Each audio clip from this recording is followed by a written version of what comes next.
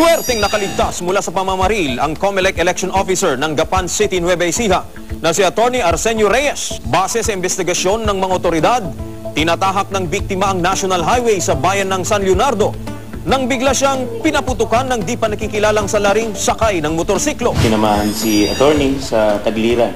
So fortunately, he managed to drive from the hospital sa Good Samaritan Hospital. And then the suspect fled towards north direction. Hindi pa matiyak ng pulisya ang motibo sa pamamaril, pero posibleng may nakaalitan umano ang biktima. We cannot consider this as election-related incident since the case is under investigation at present. We assured naman na we are doing our best para to give answers dun sa nangyari. Nakikipag-ugnayan naman ngayon ng pulisya sa mga opisyal ng lokal na gobyerno ng lalawigan. Isinusulong nilang lagyan ng closed-circuit television o CCTV camera ang mga intersection at iba pang matataong lugar para na rin sa seguridad ng nakararami.